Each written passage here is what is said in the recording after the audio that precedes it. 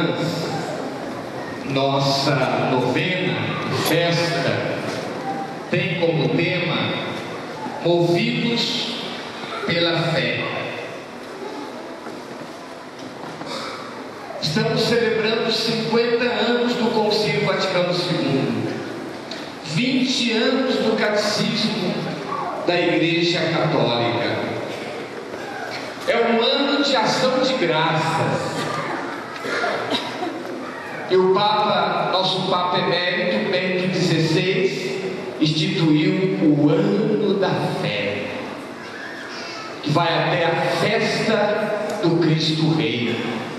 É um chamado a aprofundarmos a nossa fé, a cultivar a consciência da riqueza da nossa fé, dessa herança maravilhosa que é a nossa fé cristã. Movidos pela fé, ou seja, a fé que nos move, a fé que nos norteia, a fé que nos orienta. O nosso Papa Francisco lembrava no Rio de Janeiro, a partir do evento preparatório para a Jornada Mundial da Juventude, bote fé, e ele falava com comparações muito claras. Imagina quando preparamos o alimento, esquecemos de colocar o sal, e aí então é preciso botar o sal. E ele dizia: a vida cristã muitas vezes fica vazia, sem sentido. É preciso botar fé, é preciso abrir-se à fé cristã, assumir o batismo. Quantos batizados que estão sem o cultivo da fé, aquela luz, aquela vela acesa no círio pascal, do seu batismo, do batismo de muitos irmãos, está quase apagada. Oxalá, caríssimos irmãos e irmãs, esta vela, que significa a nossa fé, mantenha sempre acesa. Quando se faz a renovação das promessas batismais, eu costumo dizer isso: essa fé foi acesa lá no dia do seu batismo. Agora acendemos para renovar a nossa profissão de fé, renovar a renúncia a Satanás e ao pecado. E eu digo: vocês vão apagá-la, mas apagar esse símbolo, a realidade da fé no coração, não pode jamais apagar. Ela tem que estar sempre acesa. Não aconteça conosco aquilo que disse o Papa quando foi na França, Papa João Paulo II: França, o que você fez no seu batismo? O que você fez no seu batismo? Lamentando que a fé nesse país já se enfraqueceu. Então ele falava: França, o que você fez no seu batismo?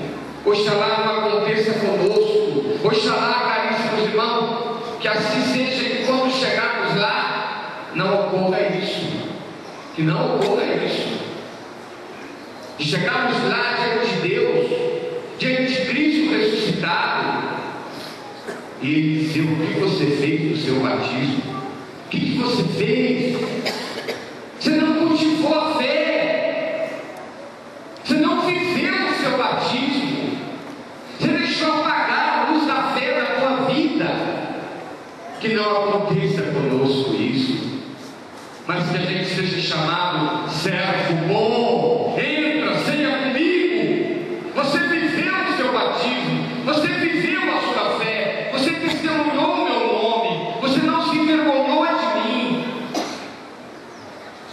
você levou a luz da fé para outras pessoas, você foi um discípulo missionário, você não deixou a minha luz se apagar na tua vida, e ainda mais levou essa luz a outras pessoas que estavam muito necessitadas.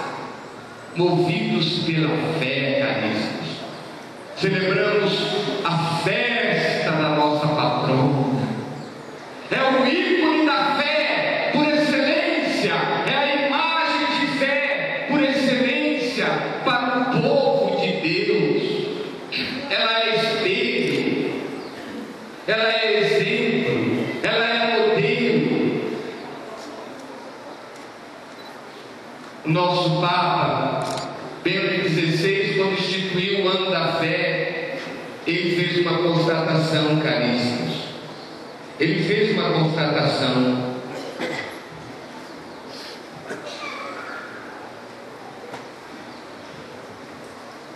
Ele disse: enquanto no passado era possível reconhecer um tecido cultural unitário, amplamente compartilhado no seu apelo aos conteúdos da fé, quer dizer, a própria cultura era muito mais respeitosa da fé. Isso que o Papa está dizendo. No passado era possível reconhecer um tecido cultural amplamente compartilhado no seu apelo aos conteúdos da fé e aos valores por ela inspirados. A gente lembra da nossa infância, hein? Do respeito que tinha, por exemplo, na Quaresma, na Semana Santa. É isso que o Papa está falando. O respeito com as coisas santas, com o domingo, com o dia do Senhor, com as imagens, com os crucifixos. O respeito, porque havia uma cultura mais aberta à fé. É isso que o Papa está dizendo. Mas ele faz uma constatação muito grave. Ele diz assim: hoje parece que já não é assim em vastos setores da sociedade. Parece que já não é mais assim em vastos setores da sociedade. Por quê? O Papa responde: devido à profunda crise de fé que atingiu muitas pessoas. Hoje estou falando até de tirar os crucifixos dos lugares públicos. Estão falando, cada vez mais vai se aprovando leis contra a fé, contra os valores cristãos, contra os valores morais da fé cristã. Cada vez mais vai haver uma separação entre fé e cultura. Eu lembro lá na década ainda de 80, meus irmãos. Eu lembro ainda lá na década de 1980. Eu lembro do aprofundamento. Eu me lembro, participava de um grupo de oração. E me lembro na Canção Nova, no aprofundamento. O padre Jonas Abib, ele orou bem sério para a gente. E ele falou assim: atente bem, gente. As águas estão se separando. Ele disse: as águas estão se separando. Vão se separar cada vez mais. Vão se separar cada vez mais. As águas estão se separando. Ou seja, de um lado, o Evangelho, o catolicismo, a religião católica, cristã. Do outro lado, vai a cultura por outro caminho. É isso o sentido. As águas estão se separando. E a Aparecida fala nesse período, nesse tempo, nessa realidade de hoje, uma fé que não for profunda não vai se sustentar. Uma fé que não for profunda não vai se sustentar. Os nossos bispos falaram isso em Aparecida. Eles disseram: não resistiria aos embates do tempo uma fé católica reduzida a uma bagagem, a um elenco de algumas normas e proibições, a meras práticas de devoções, a adesões seletivas, parciais das verdades da fé, a uma fé que apenas participa ocasionalmente de alguns sacramentos. Tem gente que vem na igreja para batizar, vem para a primeira comunhão, às vezes nem vem para crismar, às vezes vem para casar depois, ou às vezes nem vem para casar. Vem ocasionalmente. Esse cristianismo não vai sustentar. É isso que a Aparecida está falando. É preciso uma fé viva, uma fé viva. Como é maravilhoso a fé cristã, meus irmãos. Como é grandiosa essa realidade da fé cristã. Tanto que São João diz: a vossa fé vence o mundo. Ela tem poder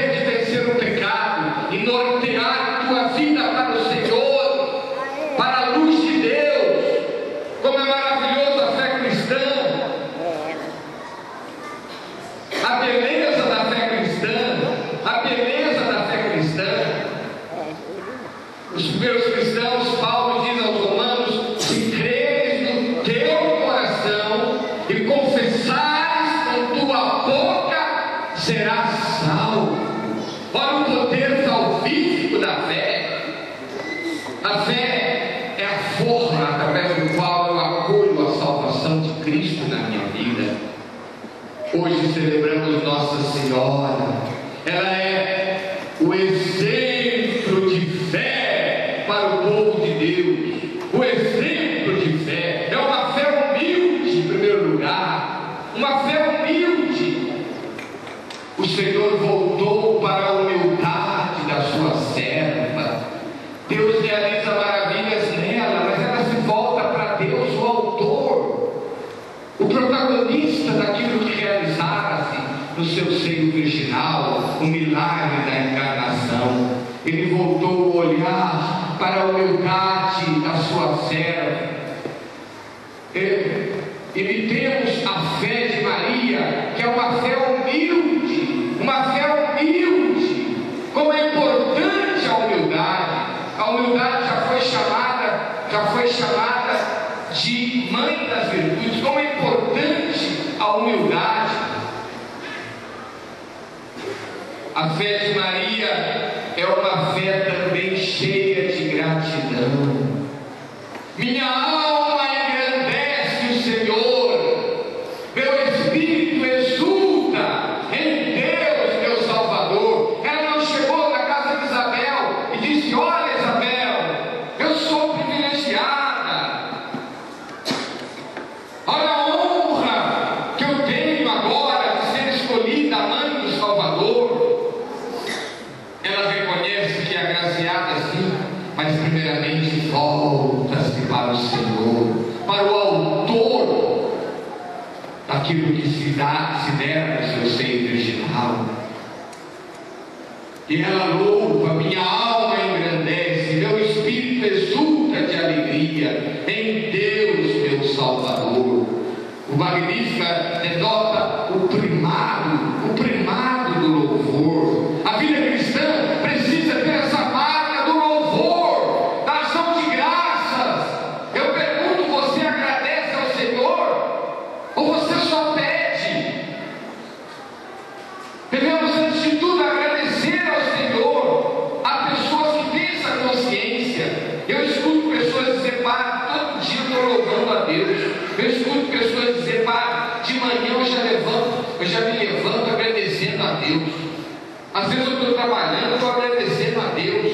Eu escuto pessoas falar: isso é muito importante. Isso é muito importante na vida cristã. A consciência do dom. Antes de tudo, fomos agraciados. Se a gente louvar mais, nossos olhos vão se abrir ainda mais e perceberemos quanto Deus está nos abençoando. Você está passando tribulação? Louva! Paulo diz: louve em todas as circunstâncias. Veja aquele momento da visitação de Maria a Isabel. Não era um momento fácil para Maria, não. Não era um momento fácil para Maria, não. Aquela gravidez misteriosa ia dar muito o que falar, mas ela não estava focada no problema, ela não estava focada no desafio, ela estava focada no Senhor. Deus realizar aquela obra, Deus irá prover todas as coisas. Deus irá prover todas as coisas. Lendo o Evangelho de Mateus, vemos como foi provado o seu caso de esposo José, a ponto de pensar em abandoná-la. Isso significa que houve uma crise entre eles. Houve uma crise. E por certo ela preocupada com o seu noivo, vira seu silêncio, sua angústia, suas poucas palavras, sua falta de motivação no noivado. Isso por certo encheu o coração de Maria também de insegurança.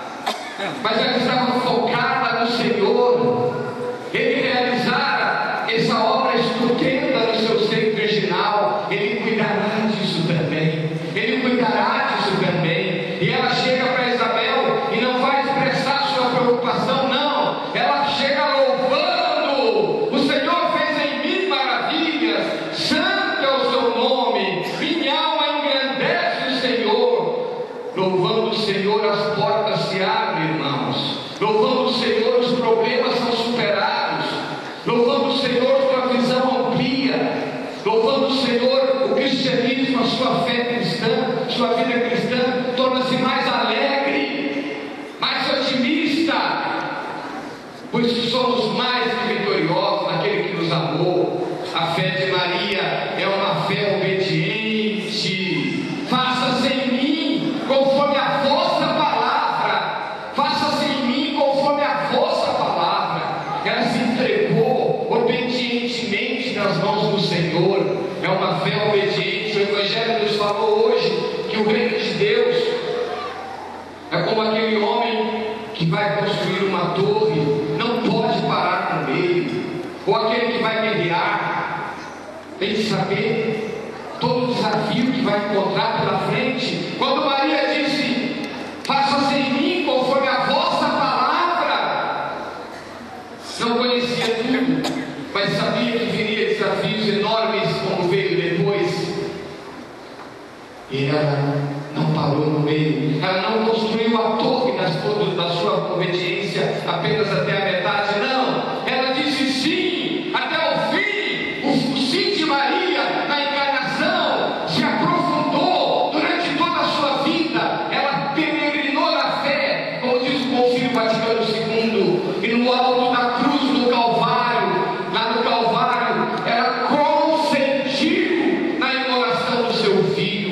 Quanto foi difícil aquele sim, quanto custou aquele sim, mas ela não parou. A vida cristã tem que ser marcada pela fidelidade. Um cristianismo barato, um cristianismo sem obediência, um cristianismo que busca apenas ser beneficiados pela fé, apenas ser prósperos mediante a fé, mas que não é marcado pela atitude de obediência, pela atitude de fidelidade ao Senhor, que é o discipulado, a marca essencial do cristianismo. É um cristianismo vazio. O cristianismo de Maria é o cristianismo moderado, porque é marcado pela obediência. Vamos então, caríssimos, espelharmos em Nossa Senhora, espelharmos nela, esse ano da fé. Vamos repetir as três características da fé de Maria, para que possamos guardar esse sermão, esses aspectos exemplares da fé de Maria, para procurar incutir também pela ação do Espírito de Deus, pela força da palavra em nossas vidas. A fé de Maria é uma fé obediente. Repitamos: a fé de Maria é uma fé humilde. A fé de Maria é uma fé cheia de gratidão. Coloque a mão no seu coração. Diga: Senhor, em primeiro lugar, te agradeço pela fé, por essa herança maravilhosa. Tu és o sentido, Senhor. Tu és a direção da minha vida. Minha vida tem sentido, Senhor, porque a tua luz está presente nela. Porque fui batizado, porque creio, porque acolho a fé da igreja. Obrigado, Senhor. Ajuda-me a aprofundar minha fé, segundo o exemplo de Maria. Peço, Senhor, por intercessão de nossa patrona, Nossa Senhora do Bom Sucesso, que possa seguir o exemplo que ela nos deu. Dá-me, Senhor, uma fé humilde, que eu não fique buscando, Senhor, grandezas, querendo ser mais que os outros,